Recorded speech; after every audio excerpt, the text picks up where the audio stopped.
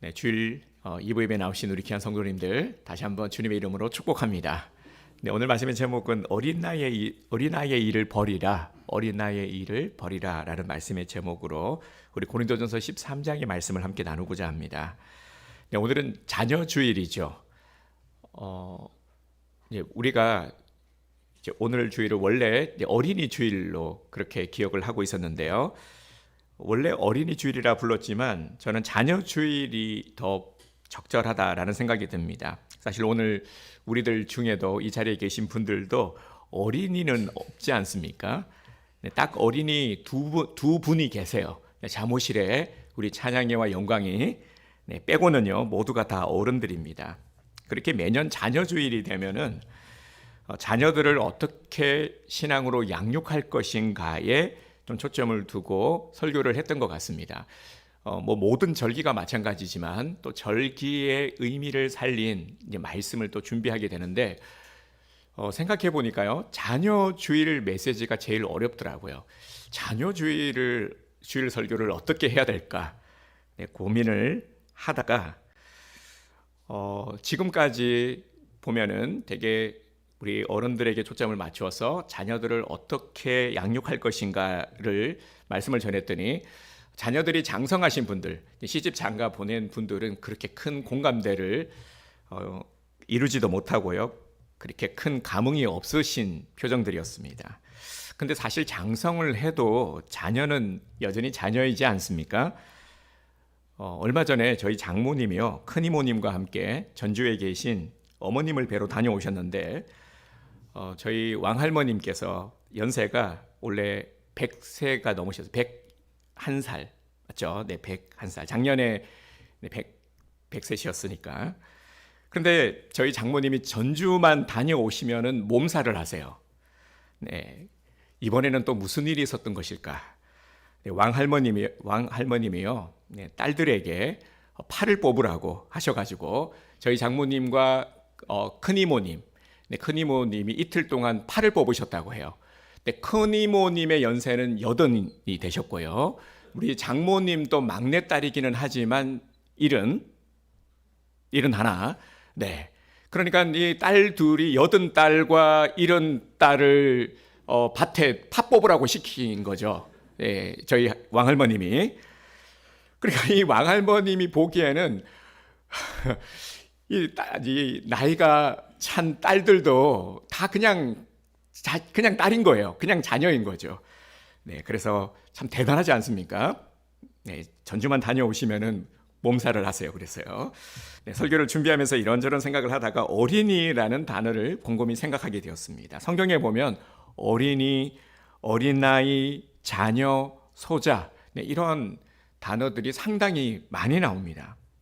단지 나이가 어려서 어린이가 아니라 어린아이와 같은 겸손함과 순수함 이런 신앙은 아주 중요한 의미를 지니고 있죠. 예수님도 어린아이가 내게 오는 것을 금하지 말라 말씀하셨고 어린아이에 대한 또 비유를 말씀하시기도 하셨습니다.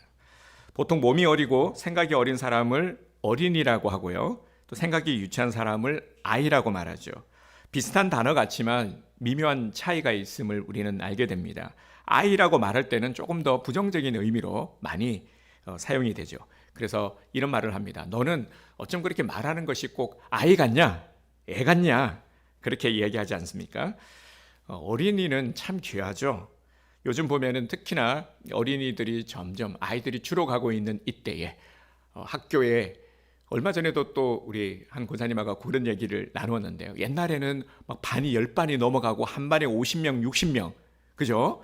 네, 그렇게 되었는데 요즘은 반도 몇 반 되지 않고 한 반에 많아봤자 20여 명 네, 이렇게 된다고 해요. 점점 아이들이 줄어가고 있습니다. 그래서 앞으로도 더 귀해질 것 같죠. 모든 생명에는요 저마다의 유아기가 있고 아동기가 있고 청년기가 있습니다. 생명체는 계속 성장해 가야 하는 것이죠.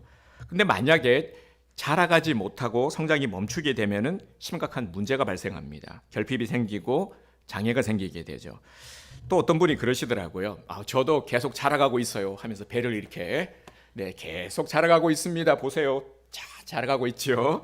네, 자랑을 하시던데 그 모습을 보면서 성경의 말씀이 딱 떠올랐어요. 우리 디도서에 보면은 그레데 사람들에게 그레데 사람들을 가리켜서 뭐라고 표현을 했냐면 배만 위하는 게으름뱅이라는 표현이 있는데요. 우리는 균형 있게 아주 균형 있게 잘 자라가야 합니다. 몸도 자라가고 또 지식도 자라가고 우리의 영도 자라가야 하는 것이죠. 우리의 가치관도 자라가야 하고요. 세계관도 자라가야 하고 인격도 자라가야 합니다. 이렇게 우리는 계속해서 자라가야 하는 것이죠. 그래야 결핍되지 않고 또 좋은 내성을 지니고 건강한 삶을 우리가 살아갈 수가 있는 것입니다. 그러니까 눈에 보이는 것도 성장해야 하고 보이지 않는 것도 성장해야 하는 것입니다. 분명 사람은 동물과는 다른 인격체이기 때문이죠. 네, 그런데 자라가지 못하면 많은 문제가 발생합니다. 예를 들어서요, 어린아이에게 자동차 운전을 맡기면 어떻게 될까요? 네, 실제 이런 일도 있었죠. 청소년들이 자동차를 몰래 훔쳐가지고 타고 가다가 사고가 뻥 났죠.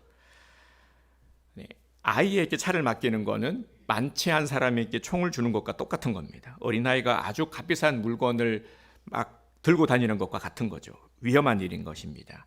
또 아이들의 특징이 있죠. 아이들은 항상 자기밖에 모릅니다. 자기중심적이에요.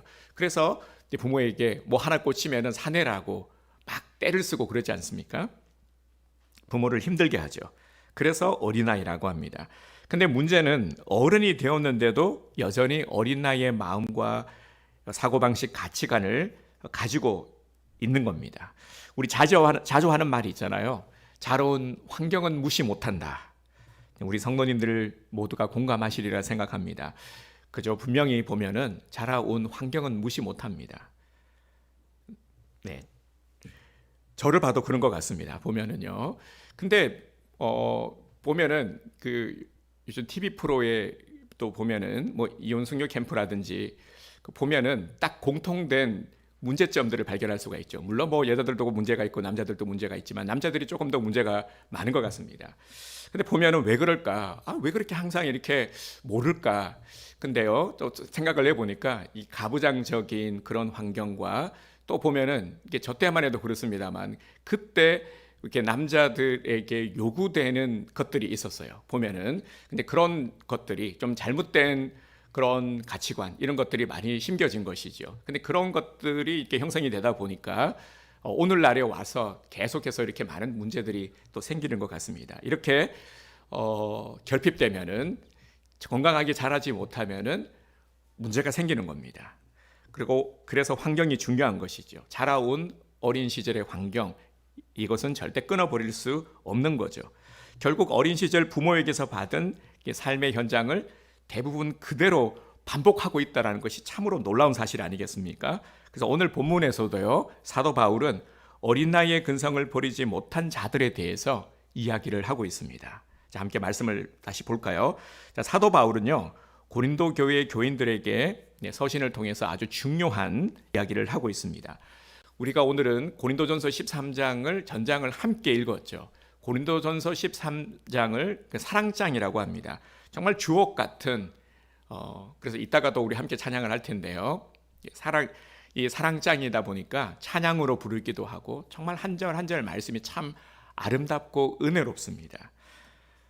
바울은 사람의 성숙함과 탁월함을 말하면서 예를 드는데요. 바로 어린 나이와 어른의 이야기입니다. 자, 11절을 우리가 함께 다시 한번 읽겠습니다. 11절. 내가 어렸을 때에는 말하는 것이 어린아이와 같고 깨닫는 것이 어린아이와 같고 생각하는 것이 어린아이와 같다가 장성한 사람이 되어서는 어린아이의 일을 버렸노라. 아멘. 오늘 우리가 주목할 것은 어린아이 같다라는 것이 무엇인지 또 장성한 사람이 되면 왜 어린아이의 일을 버리는지를 아는 겁니다. 11절에서 어린아이와 같다라는 것은 무엇을 말하는 걸까요? 여기서 어린아이로 번역된 단어는 이 네피오스라는 단어입니다. 이 말이 11절 안에서 3번이나 반복되고 있죠. 말하는 것, 깨닫는 것, 생각하는 것에 있어서의 이 미성숙함을 강조하고 있습니다. 먼저 말하는 것이 어린아이와 같다라는 것은 미숙하다라는 거죠. 논리적 체계가 없는 미숙한 말을 한다 하는 그런 의미입니다. 두 번째로요, 깨닫는 것이 어린아이와 같다라는 것은 생각이 깊지 못하고 감정적인 반응에 그친다라는 뜻입니다. 지극히 본능적이고 자기중심적인 생각을 의미합니다. 그리고 세 번째는 생각하는 것이 어린아이와 같다라는 것은 이 겉모습만 보고 판단하는 성급함과 자기중심적인 생각을 의미합니다. 그러니까 이처럼 어린아이의 특징은 한마디로 불완전하다라는 것이죠. 불완전하니까 감정의 변화도 심하고 변덕스럽고 매사에 자기중심적입니다. 그러니까 모두가 다 나를 위해서 존재하는 자들인 것이죠. 사도 바울이 고린도 교인들에게 사랑에 대해서 멋지게 말하다가 왜 갑자기 이런 이야기를 하는 걸까요? 네, 당시 고린도 교회 안에도요, 이제 성도들을 보면은 꽤 수준이 있어 보이는 사람들이 많았습니다. 13장에도 말씀을 하고 있죠. 방언을 하는 자들도 있었고요, 예언하는 자들도 있었고, 능력을 행하고 또 지식을 가지고 있는, 많은 지식을 가지고 있는 자들도 있었습니다. 그럼에도 불구하고 사도 바울은 그들 안에서 신앙의 유치함을 보게 되었습니다. 겉으로는 신앙적으로 상당히 수준 있고 또 성숙돼 보였습니다. 방언도 하니까, 그리고 치유와 어떤 치유의 은사 같은 것도 있고 능력도 나타나고 그러니까요. 그런데 이런 것들은 좋은데 이들의 삶에서, 교회 안에서, 그리고 성도들과 대화를 나누면서 그들의 이야기를 들어보니까 너무 유치했던 겁니다. 다른 사람들에 대해서 비난하기도 하고요, 흉을 보기도 하고, 또 막 어떤 험담을 하기도 하고, 이간질하기도 하고, 이런 소리들이 있었던 것이죠. 그래서 바울은 너희가 말하는 것이 어른의 말이 아니라 어린 나이의 말을 하고 있구나라고 책망을 한 것입니다. 은혜도 받았고 신령한 은사도 가지고 있었지만 사소한 일로 말다툼을 하고 막 싸우는 모습을 보니까요. 이런 모습을 보니까 바울은 너희는 말하는 것도 어린아이요, 깨닫는 것도 어린아이요, 생각하는 것도 어린아이다 라고 말하고 있는 것입니다. 하나님을 말하고 놀라운 하늘의 신비를 말하고 방언도 하지만 정작 삶에 있어서는 여전히 이 어린아이적, 유아적인 이런 유치한 모습을 여전히 보이고 있었던 것이죠. 그래서 어떻게 하라는 것입니까? 어린 아이의 신앙을 버리고 성숙한 신앙인이 되라는 것입니다. 어떤 은사나 신앙의 연륜보다 더 중요한 것은 신앙의 성숙입니다. 성숙한 신앙인으로 계속 자라가야 하는 것이죠. 자라가야 하는데 자라가지 못하니까 결핍이 생기고 문제가 생기는 겁니다. 그래서 바울이 강조하는 것이 무엇입니까? 장성한 사람이 되어서는 이라고 했죠. 장성한 사람으로 번역된 이 단어를 보면요, 통상 성인을 가리키는 표현입니다. 장성한 사람. 이 장성한 사람은 그러니까 말하는 것, 깨닫는 것, 생각하는 것에 있어서 어린 아이의 모습을 벗어버린 사람이라는 뜻입니다. 어린 아이의 모습을 벗어버린 사람. 어린아이 때는 말하는 것, 깨닫는 것, 생각하는 것이 유치하지만 성인이 되어서는 그런 유치함을 버린다라는 것입니다. 그게 어른인 것이죠. 장성한 사람은 성숙됨을 이룬 상태입니다. 말하는 것이 어른스럽고 깨닫는 것이 깊이가 있고 생각하는 것이 통찰력이 있는 상태를 일컫는 것이죠. 버려놓으라 라고 번역된 단어는요, 쓸모없게 하다라는 뜻을 가지고 있습니다. 자, 이것도 잘 기억하고 계시면은 말씀을 이해하는 데 도움이 됩니다. 버려놓으라라는 것은 쓸모없게 하다. 그러니까 과거에 유치하고 미성숙한 이 어린아이의 습관을 성인이 되어서는 적극적으로 버린다라는 것입니다. 시간이 지나면은 뭐 저절로 어떻게 되겠지, 뭐 나아지겠지, 이게 아니라 적극적으로 버릴 때 사라진다라는 것이죠. 여러분 한번 생각해 보세요. 우리가 신앙생활을 하면서 가지게 되는 오해들이 있죠. 그래서 하나님과의 오해를 풀어야 되는데, 오해는 어떻게 푼다 그랬습니까? 사람 간의 오해는 대화를 통해서 소통하면은 풀린다. 하나님과의 오해도 마찬가지다. 우리는 신앙생활하면서 정말 오해들이 많거든요. 우리가 가지는 오해들, 하나님과 대화해야 되죠. 그래서 주신 말씀을 통해서 듣고 또 기도함으로 소통하면서 오해를 풀어갈 수가 있죠. 우리들이 가지고 있는 오해 중에 어떤 것이 있냐면, 건강하면은 축복이고 병들면은, 내가 어떤 이제 질병이 들었어요. 질병이 있어요. 그러면은 벌 받은 거라고 생각하는 거죠.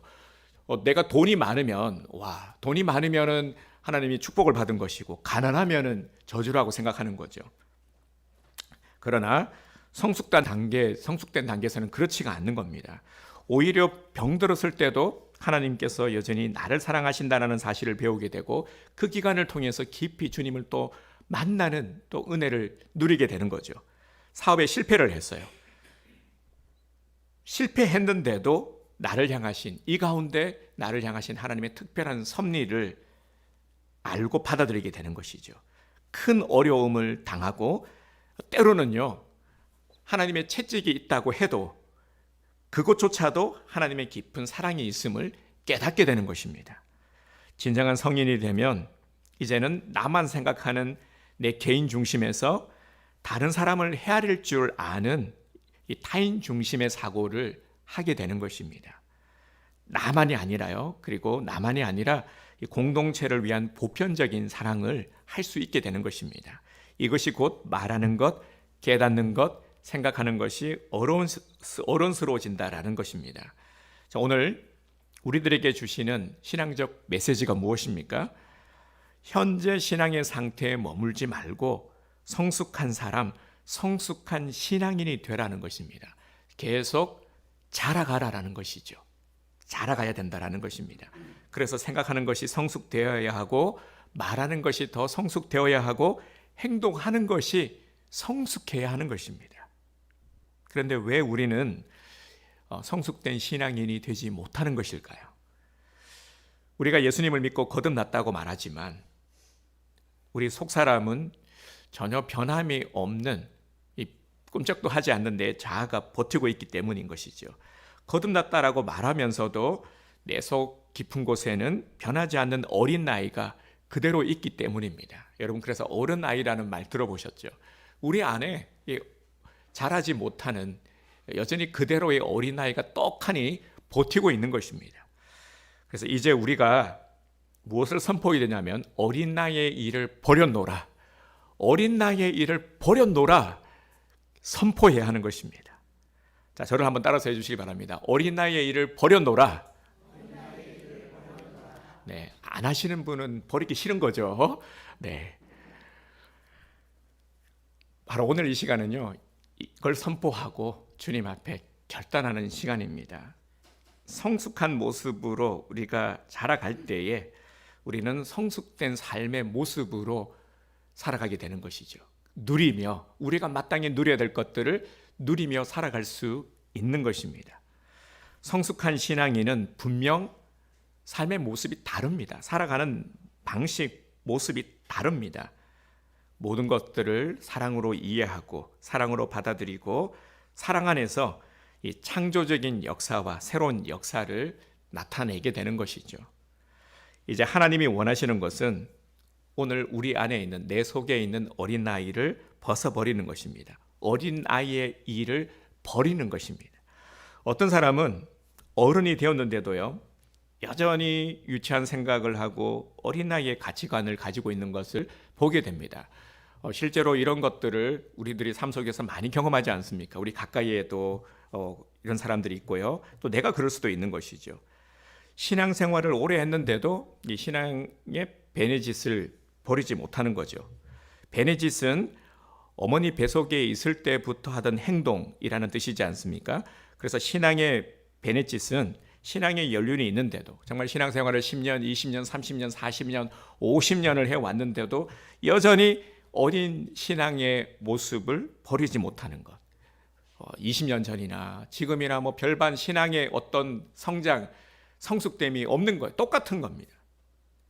네, 오래간만에 누군가 봤을 때 어유 옛날 모습 그대로네요 라는 말이 네, 좋은 말일까요? 나쁜 말일까요? 네, 무엇을 보고 말하냐에 따라 다르겠지만 똑같은 내 신앙의 모습이 똑같은 것은 이거는 자라가지 못한 모습인 거죠. 문제가 있는 것입니다. 네, 영국의 낭만주의 시인은요, 윌리엄 워즈워스라는 사람이 있는데요. 아주 유명한 시인입니다. 이 시에 나오는 유명한 구절이 있는데 모든 아이는 어른들의 아버지다. 많이 들어보셨을 겁니다. 모든 아이는 어른들의 아버지다. 어린 시절이 성격 형성에 결정적인 영향을 미친다라는 이게 심리학적인 관점을 예견한 아주 통찰력 있는 말로 많이들 인용을 하고 있는 구절입니다. 우리도 그렇지 않습니까? 나는 아버지처럼, 나는 엄마처럼 살지 않을 거야. 나는 아빠처럼 살지 않을 거야. 라고 말했는데요. 나도 모르게 비슷하게 살아가고 있는 내 모습을 발견하게 되지 않습니까? 여러분 잘 모르겠어요? 네. 그런 얘기 들을 때면 뜨끔하지 않습니까? 네. 그 누구도 자기의 이 성장해온 어린 시절은 끊어버릴 수 없는 거죠. 결국 어린 시절 부모에게서 받은 삶의 현장은 그대로 반복되며 살게 됩니다. 이건 제 얘기가 아니라 심리학자들 그리고 또 우리들도 어느 정도 공감하고 있는 내용들이죠. 그러므로 내 속에 있는 어린아이를 찾아내는 일, 이게 매우 중요한 겁니다.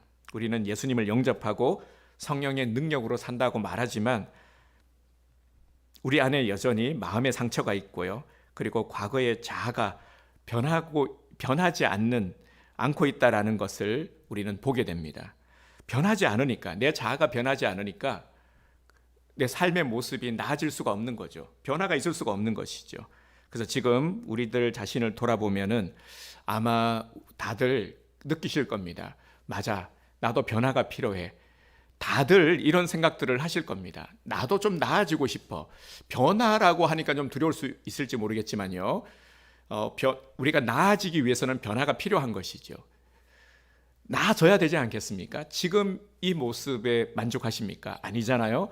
지금보다는 더 나아져야 되지 않겠습니까? 여러분 안 느끼십니까? 이 필요를 느끼셔야 되는데. 네, 그래서 사도 바울이요, 고린도 교회 성도들에게 편지를 쓴 겁니다. 바로 이런 마음으로 나아져야 되니까, 자라가야 되니까, 이 어린아이의 일을 버려야 되니까, 이게 안 되니까 그래서 서신을 쓴 겁니다. 아주 중요한 교훈을 말하고 있는 것이죠. 내가 어렸을 때는 말하는 것이 어린아이와 같고 깨닫는 것이 어린아이와 같고 생각하는 것이 어린아이와 같다가 장성한 사람이 되어서는 어린아이의 일을 버렸노라. 아멘. 네, 오늘 우리가 해야 될 게 뭐라고요? 어린아이의 일을 버렸노라. 오늘 이걸 해야 되는 겁니다. 많은 사람들이 어린아이를 버리지 못하고 어렸을 때 받았던 이 나쁜 습관들, 성격, 인간성을 그대로 일생 동안 간직하며 살아갑니다. 그러면 어떤 일이 생깁니까? 자기도 힘들고요. 옆에 있는 사람은 더 힘들고요. 그리고 주변에 있는 사람들도 괴롭고 모든 사람들을 힘들게 만드는 사람이 되어버린 거예요. 이제 우리가 해야 될 일은 어린아이의 일을 버리는 겁니다. 과감하게 버려야 내 삶이 바뀝니다. 나아지는 겁니다. 행복해지는 거예요. 어린아이를 버려놓으라라는 말에는요, 완전히 내버린다, 끊어버린다, 묶여있던 것으로부터 풀어놓는다라는 뜻이 담겨 있습니다. 그런데 이것은 저절로 되는 것은 아닙니다. 나아지겠지, 시간이 흘러가면 나아지겠지, 나아집니까? 아니잖아요, 그죠? 우리의 기억, 내가 안 좋은 기억이 잊혀집니까? 기억은 안 지워져요. 내가 잘한다고 해서 성인이 된다고 해서 어린 나이의 일이 자동으로 삭제되는 것은 아닙니다. 그래서 끊임없는 노력과 은혜가 필요한 거죠. 그래야 내 속에 어린아이가 물러가는 겁니다. 오늘 우리 온드림교회 성도님들 모두가 이 어린아이와 같은 유치함을 버리고 나쁜 습관을 버리고 장성함에 이르게 되기를 주님의 이름으로 축복합니다. 그래서요, 이제 우리 자신을 한번 점검해 봅시다. 나를 한번 돌아보는 겁니다. 항상 말씀 앞에서 우리가 가져야 될 습관은 무엇이냐면요, 나를 돌아보는 겁니다. 이게 큐티인 것이죠. 말씀 묵상인 겁니다. 말씀 앞에서 나를 돌아보는 거예요. 나의 나쁜 습관, 습관은 무엇이 있습니까? 우리 안에 자기중심적인 성격, 이기적인 성격, 움켜쥐고 사는 성향, 이것들은 버려야 할 것들입니다. 소중하게 간직할 것이 아닙니다. 외모는 성장했는데 내 속에 어린아이가 숨어 있으면 좋지 않은 성품을 지니게 됩니다. 지금의 내 모습은, 자, 내 모습 한번 봅시다. 내 모습, 안 보이나요? 네, 내 모습. 네, 나를 의식 한번 해봅시다. 내 모습은요, 지금 내가 이 모양이 된 것, 이 모양, 이 모습은 지금까지 경험하며 체험하며 내게 끼친 영향들이 하나하나 차곡차곡 쌓여져서 만들어진 작품이에요. 네, 이 작품을 누가 만들었겠습니까? 이 작품을 내가 만들었죠. 여러분 어떻습니까? 내 작품, 내 모습에 만족하십니까? 네, 아무도 그죠? 만족하신다라는 분이 없는 것 같아요. 한 분은 있을 줄 알았는데 없네요. 네, 그렇죠. 그래서 오늘 이 말씀을 우리에게 주신 겁니다. 원래 기질이라는 것은요, 기질은 선한 거잖아요. 그러니까 기준은 하나님이 주신 것은 선한 겁니다. 하나님은 선하시니까요. 이 기질이라는 거, 우리가 소위 말하는 그 천성이라고 말하기도 하죠. 기질은 하나님이 주신 것이니까 선한 것. 기질은 못 바꾸는 거죠. 원래 주어진 거니까요. 주어졌으니까. 그런데 성격과 습관은 우리가 노력하면 충분히 고칠 수가 있습니다. 야곱도 그러했잖아요. 우리가 창세기의 말씀을, 야곱 스토리를 함께 묵상을 하고 있는데, 야곱도 원래는 속이는 자였죠. 형과 아버지 이삭을 아주 그냥 멋지게 속여 먹었죠. 그래서 장자권과 축복을 가르쳤습니다. 하지만 하란으로 도망치다가 베델에서 주님을 만났죠. 20년간 고단한 이 연단의 시간을 보내고 다시 고향으로 돌아갈 때도 야복강에서 홀로 남아서 하나님과 씨름했죠.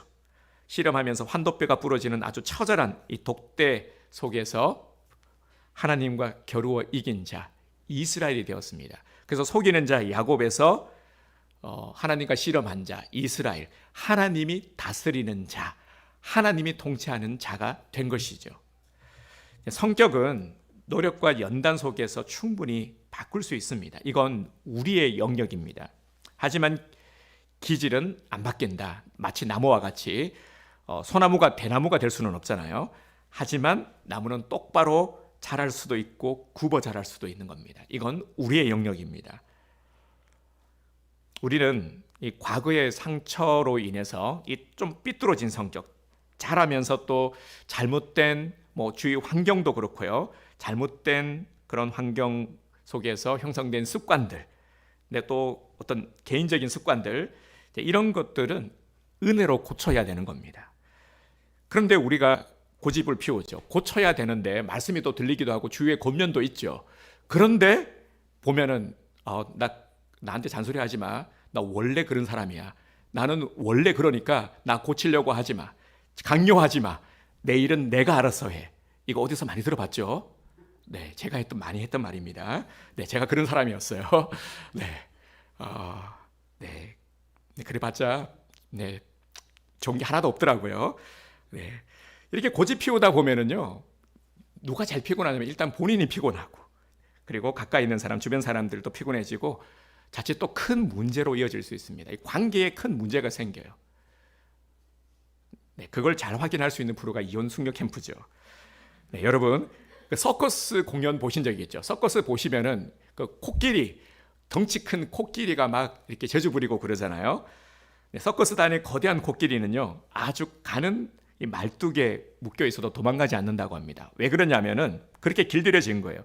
새끼 코끼리 시절 도저히 뽑을 수 없었던 그 말뚝이 자신을 영원히 이제 붙잡고 있다라고 믿기 때문이죠. 커서도 그래서 이 작은 말뚝, 그냥 덩치가 이래서 한번 이렇게 당기면은 무너질 텐데 가만히 있는 거예요. 묶여 있는 거예요. 몸만 커졌지 마음은 여전히 이 어린 나이에 갇혀 있는 거죠. 이 코끼리를 생각하시면 돼요. 우리가 그렇다라는 겁니다. 마찬가지로요. 나는 원래 이래. 원래 그래. 나는 혹은 또 사랑받을 자격이 없어. 어린 시절에 잘못된 말뚝에 묶였어요. 이 성숙의 길로 나아가지 못하고 있지는 않는지를 우리는 오늘 점검해 봐야 합니다. 사실 우리 모두가 다 예외 없이 내면의 상처들을 다 가지고 있습니다. 여러분 알게 모르게 정말 많은 상처들, 그죠? 상처 참 많이 받으셨죠? 지금도 받고 계시지 않습니까?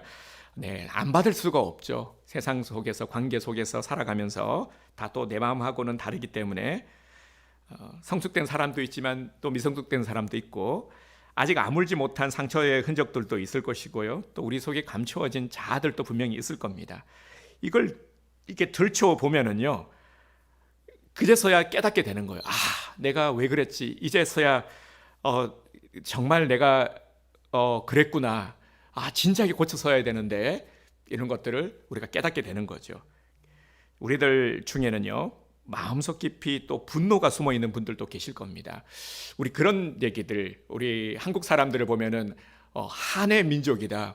근데 뭐 우리 한국 사람들만 한이 많겠습니까? 이 한이라는 거는 다 사람들이라면은 우리의 인생이 얼마나 고단한 인생입니까? 나그네 인생이 자체가 인생이라는 것이 고단이라는 것을 전제하고 있지 않습니까? 살아가는 것이 참 쉽지 않아요. 그런데 이제 이런 것들, 뭐 강압적이고 권위적인 부모님 밑에서 자라다가 보면은 이 반항심을 가지고 계시는 분들도 있죠. 네, 그래서 이 엇나가 버리든가 아니면은 어떤 계속 반항심을 가지고 자꾸 도피하려고 하는 것들. 왜 이렇게 제 얘기 같지? 네. 제가 아는 분은요, 평소에는 엄청 얌전해요. 무지 얌전해요. 그런데 이분이요, 운전대만 잡으면 사람이 돌변하는 겁니다. 평소에는 얌전한데 운전대만 잡으면 막 갑자기 눈빛이 바뀌어요. 그러면서 창문 내려 하고 막 욕 막 퍼붓고, 근데 이분이 결국 사고를 냈지 않습니까? 크게 빵 하면서. 네, 이런 모습. 근데 이런 분들이 의외로 많으시더라고요. 네, 운전대만 잡으면은 감정이, 눌렸던 감정이 거기에 표출이 되는 겁니다. 그런 식으로요. 내면의 상처가 너무 크니까 그런 식으로 뻥 터지는 거예요. 네, 여러분, 우리 안에 분노, 열등의식, 의존성 같은 이런 상처난 감정을 갖고 살아가면 정말 불행해집니다. 나도 불행하고 내 옆에 있는 사람도 불행해집니다. 우리 가족들도 불행해지고요. 이런 모습으로 계속 살아가면 정말 가정이 천국이어야 되는데 가정이 천국이 아니라 끔찍한 지옥이 될 것입니다. 그렇기 때문에 지금 이 순간 우리는 무엇을 결단해야 됩니까? 내게 있는 상처를 가지고 예수님께 나아가는 것입니다. 내 상처, 내 나쁜 성격, 습관, 이거 고치려면 은혜가 필요한데요.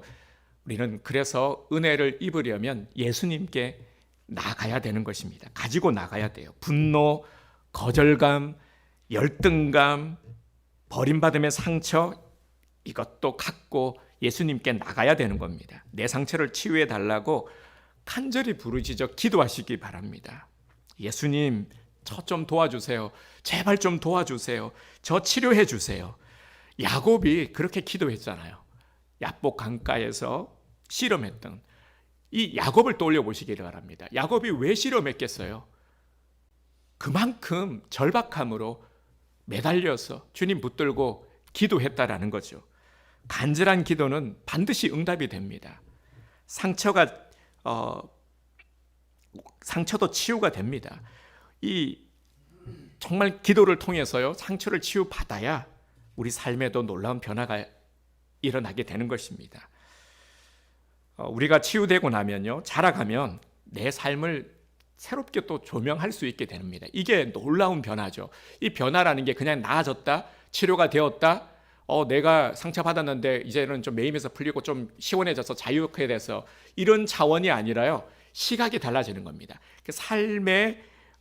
내 삶을 재조명할 수 있는 능력이 생기는 거죠. 그러니까 이거는 하나님의 섭리를 발견하게 되는 겁니다. 왕따 당하고 무시당하면 상처가 있는 사람에게 이 재조명이 일어나게 되면은 그 속에서 하나님의 섭리를 발견해 버리는 겁니다. 그 대표적인 예가 누구냐면 요셉이었죠. 요셉은 형제들에게 무시당했어요. 가족들. 여러분, 친형제가 자기 죽이려고 하고 애굽 상인에게 팔아먹은 거, 이것보다 더 큰 상처가 어디 있겠습니까? 얼마나 그 상처가 컸겠습니까? 정말 형제들, 자기를 그렇게 내버린 이 형제들 죽이고 싶지 않겠습니까? 분의 마음 안 일어났겠습니까? 그 버림받음의 상처, 거절감의 상처가 컸지만 22년 후에 형들이 자기에게 전하는 모습을 통해서 자기 꿈에 대한 이 재조명을 하게 되죠. 거기서 하나님의 섭리를 발견하게 됩니다. 어떤 섭리냐? 바로 나를 통해 가문 전체를 구원하고 민족을 구원하려고 하시는 하나님의 섭리를 발견하게 되는 것이죠. 그래서요, 섭리를 깨닫고 나니까 그런 감정을 버릴 수 있었던 것입니다. 복수하거나 보복하지 않았죠. 오히려 용서하는 놀라운 일이 일어났습니다. 우리가 인생을 살아가면서 참 어떤 누군가가 나를 힘들게 하기도 하고 환경이 나를 짓누르기도 합니다. 그럴 때 막 우리가 주로 많이 하는 게, 대부분 하는 게 어떤 모습이냐면 불평하고 원망하는 거예요. 내 감정을 여과 없이 쏟아내는 거. 아, 내가 정말 할 말이라도 해야 내가 살지, 내가 이렇게 말 안 하고는 내가 못 산다 하면서 열심히 막 쏟아내잖아요. 그죠? 그래서 제가 아는 집사님도 직장에서 점심시간에 메가커피 한 잔 마시면서 하는 일은 열나게 씹는 겁니다. 네, 이런 얘기를 하더라고요. 점심 먹고 나면, 그런데 그런 것들이 내 발목을 잡더라. 그렇게 하니까, 그런 게 습관이 되니까 예배 시간에 말씀이 안 들어오더라. 네, 그런 고백을 하시더라고요. 저는 그게 되게 중요한 것을 저도 깨닫게 되었습니다. 여러분, 이런 것들이, 그러니까 우리의 평소 노력해야 될 것들이 이런 부분이라는 겁니다. 정말 구체적으로 나를 돌아보면서 내게 잘못된 습관들, 이런 것들을 고치기 위해 노력하십시오. 그래야 우리가 은혜 받기에 합당한 내가 될 수 있는 것입니다. 그래야 하나님의 섭리를 깨닫고 받아들일 수가 있는 것이죠. 그래서 이러한 과정들이 뭐냐면 바로 어린 나이의 일을 버리고요, 장성한 분량으로 계속해서 우리가 자라가는 것입니다. 우리 다시 한번 11절 말씀을 선포하도록 하겠습니다. 함께 선포하겠습니다. 내가 어렸을 때는 말하는 것이 어린아이와 같고 깨닫는 것이 어린아이와 같고 생각하는 것이 어린아이와 같다가 장성한 사람이 되어서는 어린아이의 일을 버렸노라. 아멘. 네, 오늘 이 고백을 우리 모두가 주님 앞에 드려야 되는 것입니다.